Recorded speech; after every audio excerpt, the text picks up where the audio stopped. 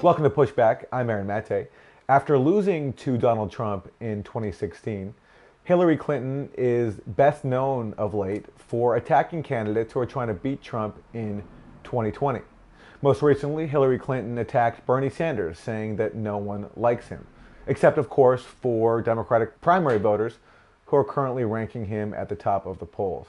This came a few months after Hillary Clinton attacked Tulsi Gabbard, suggesting that she was a Russian asset. I'm not making any predictions, but I think they've got their eye on somebody who's currently in the Democratic primary and are grooming her to be the third-party candidate. She's the favorite of the Russians.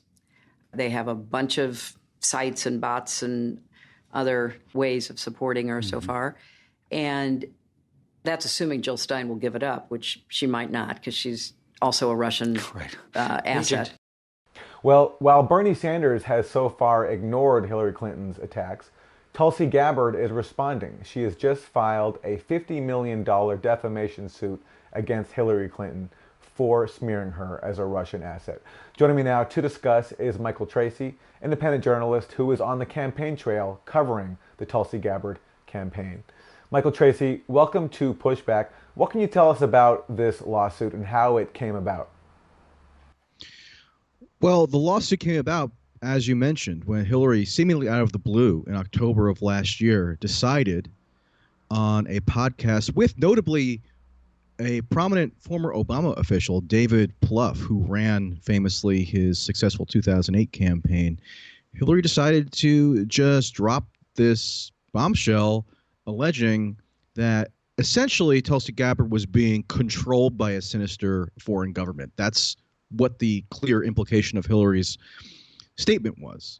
And whether Russia is genuinely sinister is another debate, but that is the connotation that Hillary Clinton was seeking to apply, because dating back to the very day that Tulsi Gabbard launched her campaign with her official kickoff speech, there has been a concerted effort on the part of major media organs to paint her as somehow a stooge of Russia. It's a culmination, in a way, of much of the insidious effects of the entire Russiagate narrative that you and I and a few others have been pointing out now for years. On the very day that Tulsi Gabbard delivered her introductory speech of the presidential campaign, NBC News timed a hit piece based on this nonsensical quote-unquote study or review of Russian bot social media activity and used that to claim that Tulsi Gabbard was essentially in hock to Putin, which in the context of a Democratic primary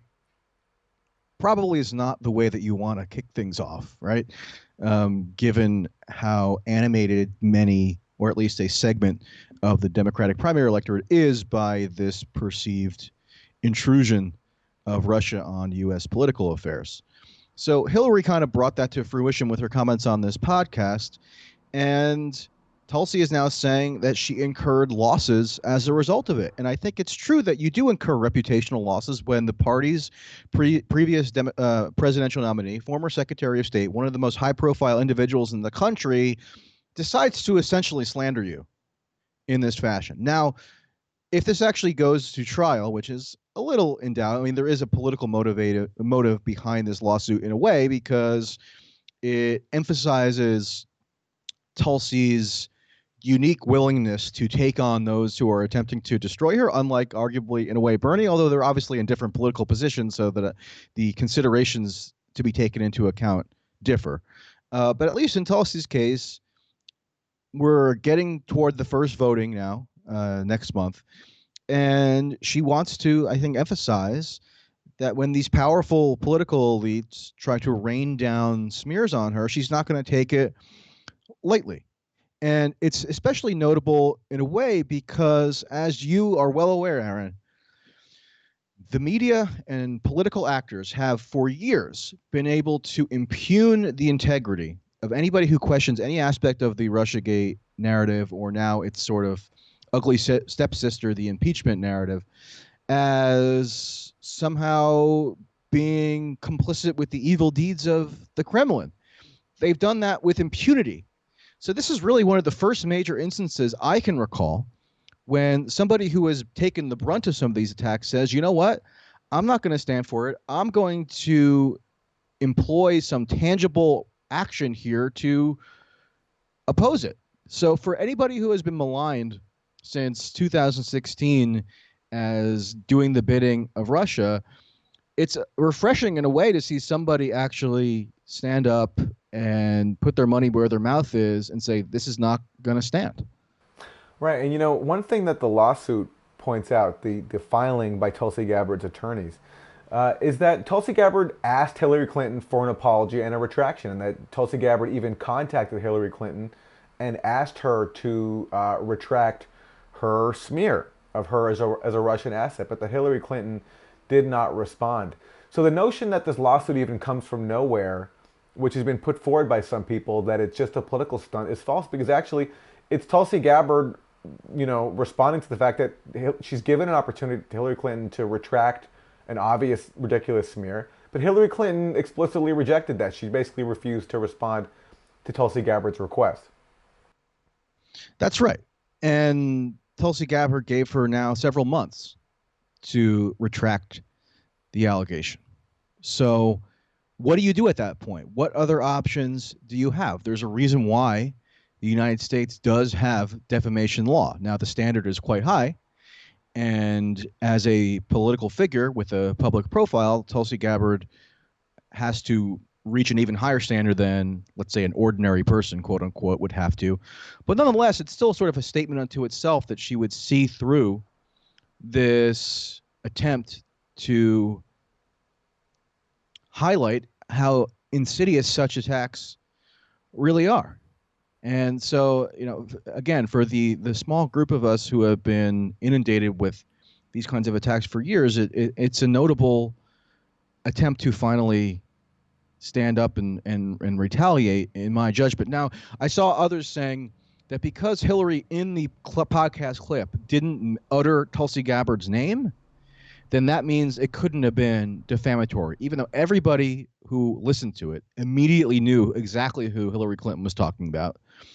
And Hillary Clinton's spokesperson, Nick Merrill, subsequently confirmed that it was a reference to Tulsi, and he confirmed it in the most grotesque way by saying, if the nesting doll fits. In other words, yes, that's who Hillary was talking about.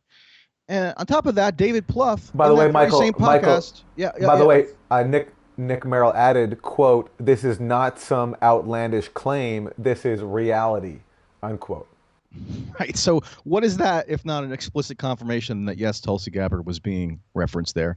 And then on top of that, if you needed any more proof, which you really don't, but we have some more in that David Plouffe, who hosted that podcast, in that same episode at the end said that, I think some of the big news out of this discussion with Hillary Clinton is going to be that she is suggesting that there's this nefarious Russia-Trump plot to boost Tulsi Gabbard to run a third-party candidacy. So there we go. So let's talk a bit about how 2016 plays into this, because it's well known that Tulsi Gabbard is a prominent critic of Hillary Clinton's actual record when it comes to warmongering, destroying Libya with the Libya war, pushing the proxy war in Syria that helped tear Syria apart. Tulsi Gabbard is probably the most prominent critic of regime change wars right now when it comes to people inside the U.S. Congress. But talk to us a bit about what happened in 2016, where Tulsi Gabbard was being groomed as a future star of the party. She held a high position inside the DNC. She was the vice chair, but she resigned so she could endorse Bernie Sanders. And not just that, but if I remember right, she was even voicing alarm at the time that there was a bias against Bernie Sanders, which proved to be totally vindicated when the emails from the DNC showed exactly that. Yeah, she resigned from the DNC in 2016 at a crucial juncture when not very many political figures of any real prominence had endorsed Bernie, even though obviously he was gaining traction amongst the electorate. He had won the New Hampshire primary that year by a wide margin. He had won a couple of other states. So, but that obvious desire for an alternative to Hillary Clinton at the time was not being reflected in the political class because nobody really had endorsed Bernie. So for her to do that, and in addition to resign the safe position that she had within the Democratic Party institutional apparatus, was a huge career risk for her. She could have potentially gone on to, say, run for Senate, run for governor, or just garnered seniority in the House over time that would have allowed her to acquire additional influence in the party, and she gave it all up at a time when, remember, the mantra was we all have to now unite against Trump because he's such an existential threat, meaning it was almost seen as offensive and damaging that Bernie would continue to campaign under those circumstances. So that's the risk that Tulsi incurred by endorsing Bernie at that point. And she didn't just endorse him. She became one of his most prominent surrogates. And at the convention in July of that year, the Bernie campaign selected her to enter his name into nomination, which is the most high-profile surrogate position that a campaign can give out. So it makes perfect sense. If flash forwarding now 4 years later, Tulsi is the candidate who is, again, defending Bernie as he's under renewed attack. When the whole Elizabeth Warren episode flared up last year, when she essentially accused him of sexism by confiding a private communication, which was, by the way, or at least her own twist on a private communication, which I think was actually more sleazy than anything Hillary ever tried to pull off in 2016. Because at least when Hillary attacked Bernie, it was based on policies. Now, it was a distortion of the policies for the most part, but it wasn't this 11th hour revelation of a private conversation that was framed in the most harmful way possible. So Tulsi comes out and defends Bernie, right? And yet you still see a segment of Bernie supporters, at least online, although they've seemed to come around now, who view her with some measure of suspicion that I think is misplaced. You know, in following her over the course of this campaign, I'm struck by how more incisive she's progressively gotten as the campaign has gone on, whether it's in the realm of foreign policy or domestic policy. Her insights have been strengthened in terms of how they could potentially accord with a broader critique of the kind that Bernie represents. So, you know, for example, and I've mentioned this to you, she's the only candidate I'm aware of who's been talking about the OPCW revelations, where we have this dispute about the veracity of the investigatory findings in terms of the 2018 attack in Syria. She's talked about that on the campaign trail. She's denounced Israel's illegal occupation of Palestinian territory in almost more forceful terms than I can personally recall Bernie discussing it. She took a political risk in a way when she came out so forcefully and stridently against the Soleimani assassination, because there is a cohort of her supporters who are disillusioned Trump backers. And for her to be regarded as blaming America, as she was accused of doing by the Republican National Committee after she came out and opposed that assassination, that could potentially turn off some of the more the Trump aligned people who maybe might be otherwise inclined to support her. I hear all the time at her events and elsewhere from disaffected Trump supporters who say that she's the only Democrat they could ever even envision supporting, and not because she plays this kind of Ori centrism game where she's saying, oh, I just want to split the middle between Republicans and Democrats and just go right at the center and, you know, cut some entitlements and drop some bombs, right? No, she has a certain temperamental style, in part instilled by her military experience, that has appeal to conservatives and libertarians who, they've told me directly, are now willing to entertain supporting things like single-payer healthcare, like banning fossil fuels, like any other number of relatively left-wing policy prescriptions that she advances, because they sort of trust the way that she frames the issues. They see that she's running a campaign that is predicated on a foreign policy critique, and they agree with that critique, and that sort of changes how they orient their political vision. And I witnessed that routinely firsthand in speaking to people at her events. And I think that's sort of a unique political skill that often gets muddled, if not ignored, by the media, who, when they do talk about the support that she engenders, they use sinister framing. They use it. They try to cast it with sinister overtones by saying, "Oh, wow, you have these like vegan left-wing peacenik types that are aligning with disaffected Trump supporters to back one particular Democratic candidate. How awful!" The kind of bipartisanship that they're familiar with is the bipartisanship where you get together and plot how to, say, cut Social Security or something. So this is not the kind of bipartisanship that they are accustomed to depicting. So all they can do is resort to smears and delegitimization. And that in part explains why somebody like Hillary views her as something as an imposter or as a threat, because Tulsi's political vision runs counter to what the prevailing kind of consensus view in the Democratic Party is, or really in the political system writ large in terms of how you put together a sustainable coalition.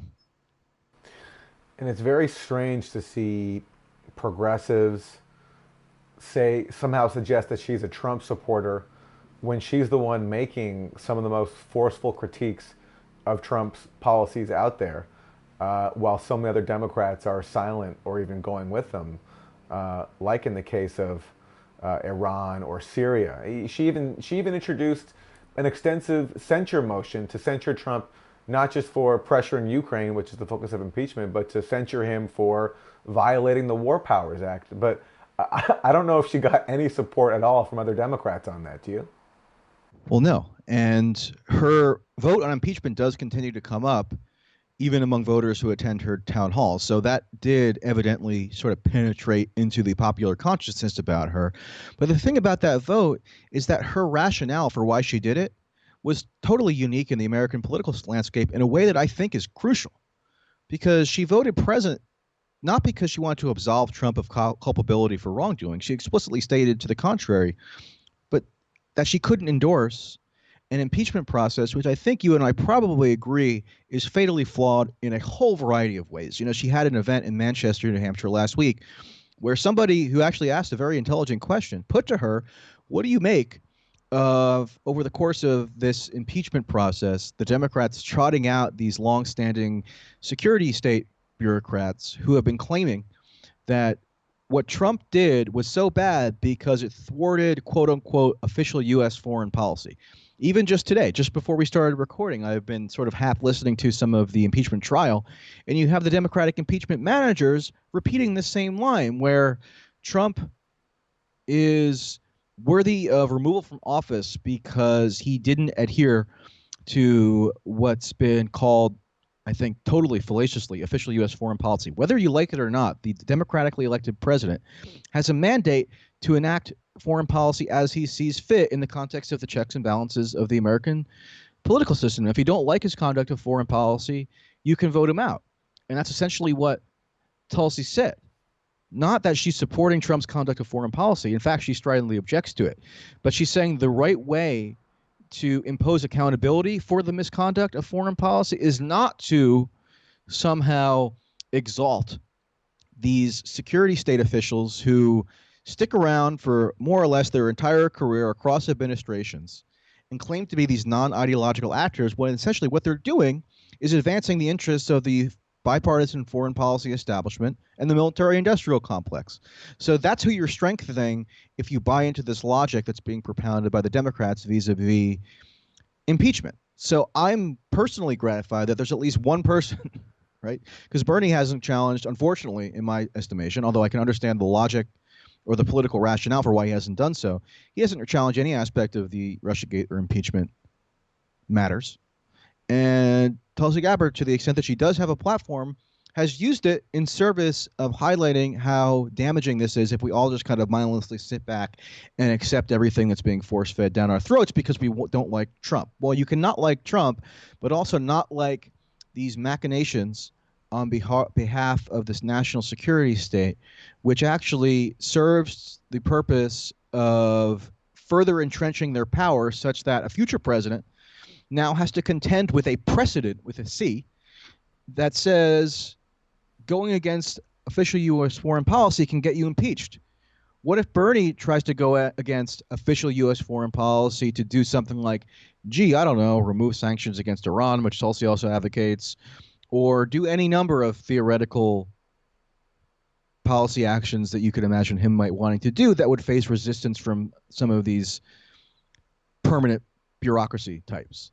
And so that's sort of why I think that's why it's been personally frustrating to me to see the way that she's portrayed in the media not capture some of the truly unique insights that she brings to the table, and why I'm trying to fill that void to some extent personally. You know, you mentioned the Democrats' logic. Also, by their logic, Barack Obama was violating official U.S. policy and also a threat to national security because Adam Schiff said multiple times in his opening statement that Trump undermined our national security by briefly pausing some military assistance to Russia. And he said that we were sending that some military assistance to Ukraine to fight Russia. And he said that we are sending that military assistance so that they can fight Russia there so that we don't have to fight Russia here. So by Schiff's own logic, then Obama was undermining U.S. policy and was weakening national security and was making us vulnerable to Russian invasion because Barack Obama, not just for a couple of months like Trump, but throughout the end of his presidency for well over a year, Barack Obama refused Beltway pressure, including from some of the Democrats' own witnesses like Bill Taylor, to send that military assistance to Ukraine because he thought it would further inflame a proxy war and that the weapons might fall into the hands of far-right neo-Nazis, which is actually exactly what has happened under Trump. So the Democrats' logic is insane, and it's amazing that people who stand up to it from inside the Democratic Party, like Tulsi Gabbard, are deemed to be traitors. It's very bizarre. But let me ask you finally, Michael, as we wrap, what do you think accounts for, explains, on the progressive side, this weird hostility towards Tulsi Gabbard? I totally get it if people have critiques of the specific policies that she has. I mean, I have a couple. But by many people's account, she's been canceled. She's been refused to be accepted even into consideration, sort of joining hands with neoliberal centrists like Hillary Clinton. I'm wondering what you think explains what's going on there. Well, part of it is just a very simple and almost mind-bendingly stupid explanation, which is that she has gone on conservative media, including Fox News. I mean, there is a section of especially the online progressive commentariat for whom that is an unforgivable offense, even though Bernie, for example, did more with respect to Fox News in terms of actual coordination than Tulsi's ever done because he worked with them to host a town hall last year. And that doesn't seem to anger people in quite the same way. So I think that's part of it. I think it's part because she doesn't engage in culture war theatrics. Like, she doesn't just denounce Trump for its own sake. She doesn't come up with snazzy anti-Trump like attack lines that maybe would draw some laughs or something, because she doesn't feel like it has much utility. And she doesn't feel like it could actually succeed in peeling off the number of Trump supporters that you probably would need in order to win a general election, especially if it's just sort of gratuitous, especially if it doesn't have any substantive potency underlying it. So she doesn't play that game. And she also, I think it's fair to say, has some conservative temperamental instincts, right? She is still a member of the Army National Guard, and that's sort of an inherently conservative institution in terms of how you approach things in a personal way, right? So I feel like that doesn't always align with the type of hyper-emotional anti-Trump performance that a lot of people in the Democratic Party want their candidates to provide for them. So I think those are parts of it. I mean, if you have a policy critique of her, okay, fair enough. I have policy critiques of her and every other candidate and every other political personality in the entire country. But I almost feel like a lot of the visceral aversion to her isn't really based on policy. It's based on this notion that she's this Trojan horse or something in the Democratic Party. I often get people, very prominent people online, just stating blithely that she's a secret Republican. And it's just like, can you name me a Republican who calls, number one, every single day for the defeat of Donald Trump? I haven't met a Republican who does that, except for like Joe Walsh, who's running in this fanciful Republican primary campaign against Trump and nobody was really heard of. Can you name me a Republican who, again, supports single-payer health care, who supports abortion rights, who supports certain gun restrictions. Go down the list. Calls Israel, the occupation of Palestine, illegal. Removing sanctions on Iran. Ending drug prohibition. I don't know of a Republican who supports any of those things. So I think the best way to retort that line of attack is just to simply tell them what she's advocating. And that in being so hostile to her, they're essentially just internalizing some of the narrative snippets that have been promulgated, again, since she began her campaign and even before, by the media who don't like that she challenges conventional thinking on foreign policy and therefore lash out. Remember, this hostility to her really started, yes, in 2016, but again, it ramped up in 2017 when she was one of the only people, really, who got on television when Trump bombed Syria for the first time in April of 2017 and said, hey, maybe the intelligence here is not settled. And that was at the same time when you had, you remember Brian Williams getting like tearfully overjoyed at how presidential Trump had shown himself to be by dropping bombs. And also she, again, cuts against the Russiagate narrative. She has said how ridiculous it is to call Trump a puppet of Russia, especially when Trump is ramping up the new Cold War in a whole variety of ways that you've probably been over many times and we don't need to necessarily go through again. So they take those little data points, which are not necessarily consistent with being a Republican or being a right-winger at all, and sort of extrapolate that she must be acting on bad faith, or she must have some kind of sinister ulterior motive. And having followed her now pretty closely, talked to her many times, I just don't see that. And I like to think that I have a pretty fair amount of critical scrutiny when it comes to assessing the motivations of politicians. So that's how I respond to that. A lot of these people, ironically, had also claimed that Elizabeth Warren was the great progressive ally of Bernie Sanders all this time, and they had held their fire on her and said, she can help support the unified progressive front. Meanwhile, flash forward, and what does Warren do? She essentially throws a grenade onto Bernie's campaign and tries to destroy it by labeling him sexist. And meanwhile, Tulsi would never pull a stunt like that. And meanwhile, Michael, not really criticizing Joe Biden either, despite having multiple opportunities to do so, and despite having opportunities to do so on topics that she's very much versed in, such as the power of big banks, who Joe Biden has served all of his career. Yeah. So how do you reconcile that? What's the explanation? I don't know. You can speculate as what Elizabeth Warren is trying to do. Hard to say with any degree of certainty. But the point is, when you contrast the performance of Elizabeth Warren, excuse me, to that of Tulsi, and then you have these people on the internet saying that, oh, because Tulsi did X, Y, or Z, she's awful, she's evil, she's a Republican. Just like, so does that make Warren a Republican? I mean, Warren literally was a Republican for much of her adult life, for one thing. But she's also the only candidate thus far over the course of this campaign who has really tried to tear Bernie down, whereas Tulsi, just as she did in 2016, is coming to his defense in a way that really, I think, gave him a little bit of a boost, because she said, as a woman who was seeking to run for president, she also met with Bernie, and he didn't say anything sexist. Right? So that was sort of a necessary intervention on her part. Now, I think a lot of people struggle in the party with really attacking Joe Biden forcefully because they like him on a personal level. They think that he's being mistreated by Trump, which arguably is true to a certain extent, even if there are some real corruption issues there. So they've held their fire. Even Bernie did a very weird apology to Joe Biden because one of his surrogates, Zephyr Teachout, wrote a column describing some of Joe Biden's corruption issues.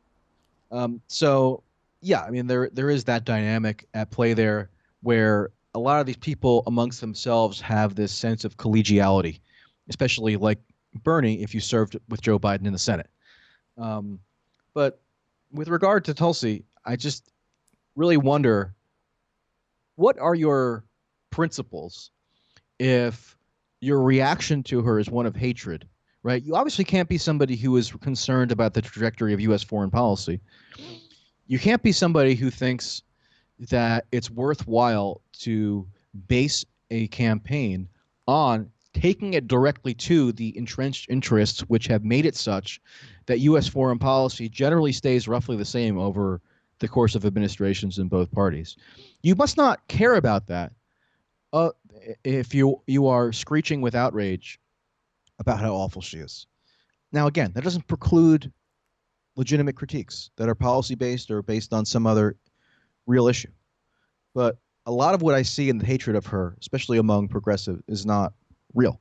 A lot of it is just this parroting of the mainstream media narrative to delegitimize her and to make her out to be this kind of evil force. We'll leave it there. Michael Tracey, independent journalist, currently on the road in New Hampshire covering the Tulsi Gabbard campaign. Thanks very much. All right. Thanks, Aaron.